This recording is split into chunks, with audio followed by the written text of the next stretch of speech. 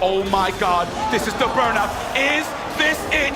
Oh my sweet child of mine, the back-to-back champion. Is he gonna do it? And there it is! I believe that my exact words were, "This chicanery won't go on for much longer." Mind you, this was a video made right after the Blanka nerfs came out. And much like the more strongly worded tweet this was based on, this sentiment was wrong. LeBron is 40, and Blanka is still a top 3 character. This character has only gotten nerfs, and has been a top 3 character for the entirety of the game's lifespan. But we'll get to him later. Lord knows everyone has had enough of Blanka. Comeback mechanics. Things implemented as anti-snowball mechanics to give the player on back foot an additional boost to get back into the game.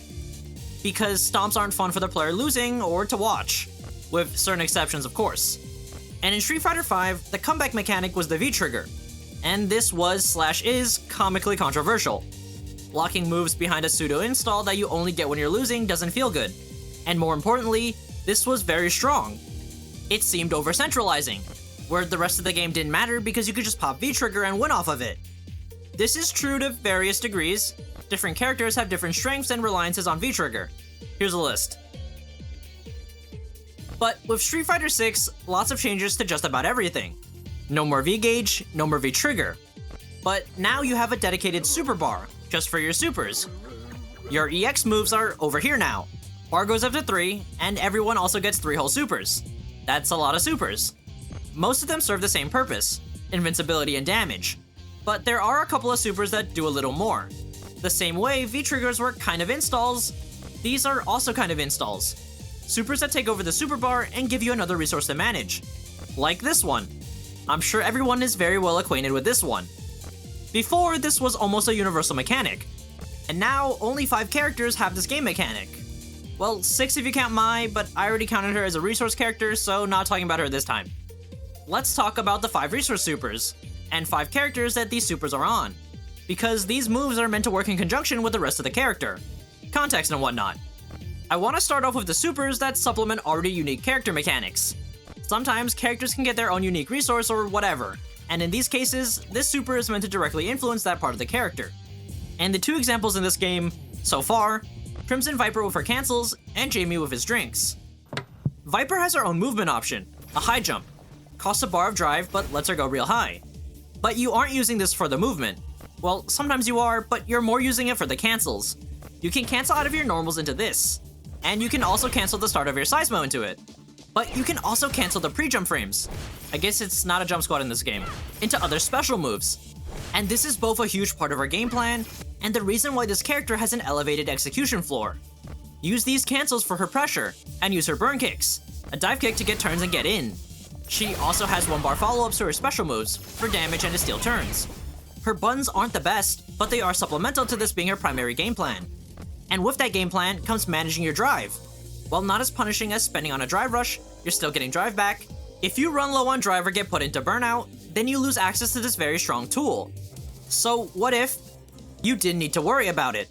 Level 1, Street Fighter. Land at level 1, and now your super meter turns into a timer, counting down around 12 seconds. And while this gauge is running, your jumps and your follow-ups don't cost any drive anymore. Running low, as long as you aren't all the way drained, you can activate and just go off. If you do this while in burnout, it gives you 1 jump, then ends the super. But as long as you can keep your gauge, you get to go off. If you manage to get off a super, combo into it or anything, then you get to move the resource management from up here to the timer down here. But it does lock your super bar, you don't get to build any more bar while this is active. So you need to think about when to do this and how much drive you have after the 12 seconds are up. Kind of a trend with this mechanic. If this turns a different color, you aren't getting any more super bar. But you don't lose the extra you had, which is nice. Let's Viper choose which resource to manage. And of course, the second character, the funny drink man, Jamie. Tantan Man getting 8th at EVO is one of the events of all time. Honestly says more about how balanced the game is over anything. 2 Jamies in top 16, him and Johnny T. But enough about this run and how he got absolutely slaughtered by World Champion Hotline, probably an awful matchup. Jamie is built around his drink system. He starts at no drinks and with a damage debuff. As he levels up by taking swigs, he gets access to more moves and does more damage, until he maxes out at level 4. And now that he can get them after throws, it's not that bad. It's still pretty bad, but I think a dedicated Jamie video will come a little later. But a key part of Jamie is getting stronger over time with drinks. You do need to sacrifice for that. So how about a way to circumvent all of that? Get to your drink level 4 payoff without taking each individual drink. So just skip all of that and activate your level 2. Spend 2 bars and you are immediately put into 4 drink state. You have access to all your new moves, mostly the command grab, for all of 15 seconds. No need to go through the trouble of drinking if you just spend 2 bars. Activating also gives you back a bar of drive gauge. Nice.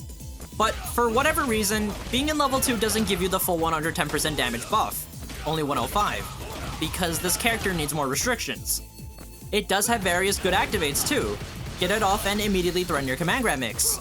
And if you activate when you're already at level 4, you just trade 2 bars of super for 3 bars of drive. Another character who is built around this specific mechanic, but you can circumvent that mechanic by using a universal one instead, Super Bar. Spend some resources and get to be strong now. But is Jamie a level 2 character?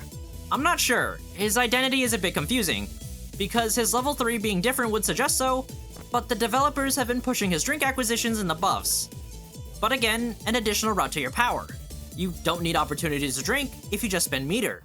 Moving on from that, characters that just do have installs. Supers that put a timer that gives them access to empowered moves, maybe even whole new moves.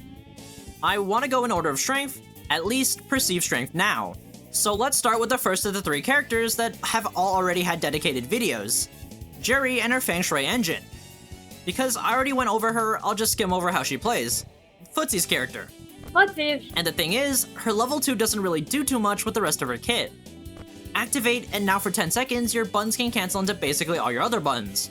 Normals can cancel into stronger or equal strength normals, mediums into mediums, or mediums into heavies. And this gives her excruciating pressure, as Skip would say.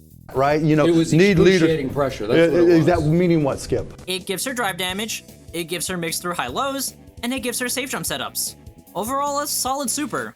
But at this point, jury's still out about how good it is. She doesn't really need it. She works without it. Still a good character. Last 2 characters. Characters that not only have a timer, but an actual resource that can be spent.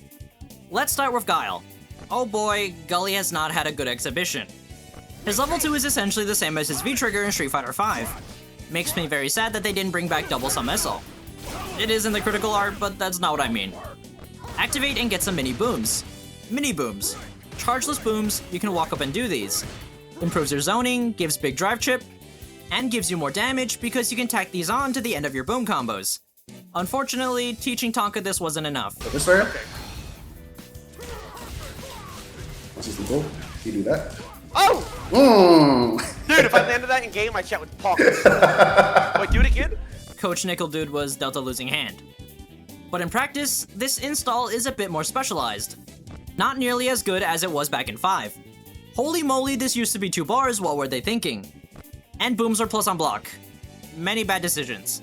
If you want to use this as a zoning tool, you're kind of locked behind your opponent's drive condition, because of parry. All these booms are just food for their drive gauge. They don't even need to perfect parry. And so, you're mostly looking to burn them out on your activate. Force a reversal, then get the damage off.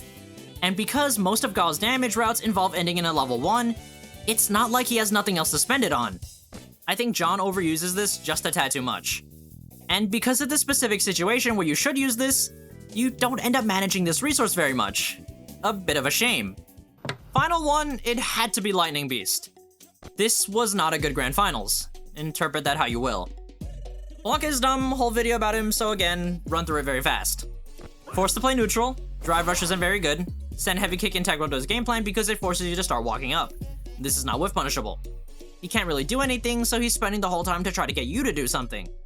Does have potential skips to cycle through, but he can't really make things happen on his own. He needs you to come to him. All that with the best defensive suite in the game. But once he gets bar, 2 bars, he just turns into the Street Fighter V V-trigger stereotype. Be a do-nothing character, then activate V-trigger and win. Kind of what happens here. Lightning Beast empowers his Blanka balls, gives him the chance to make himself plus, which also burns you out. Or go for some silly mix, because this is also a mix-up tool. Doing anything but blocking it out is very against risk-reward, and this also extends his combos and corner carry. Combine that with his Blanka-chan mix, probably the best mix in the game at this point, and one hit into level 2 usually leads to a snowball into a win. Blanka is a bona fide level 2 character. This is what makes him so strong, and it is very strong. But because of how generous this game is with super meter, you can easily get off 3 of these in a game. Blanka in round 1 is a completely different animal than Blanka in rounds 2 and 3. You activate, spend for damage or turns of drive chip, then you win. Despite the nerf, this is still probably too good. It's a V-trigger, it feels like it makes the rest of the game irrelevant. And public opinion is not on Team Blanka. Helps that no one likes this character and Mena beat most people's GOAT. I'm repeating myself, but top 3 characters since launch, while only receiving nerfs. I would just take away his reversal, but that's just me. And for what the developers at Capcom tried to do in 6, making it distinct from 5, I can say they did a pretty good job. Honestly, not a lot of V-trigger or trigger characters in this game, but if I were to give an example of one, I can't ignore Blanka. Time for everyone to pick up a Pokémon known.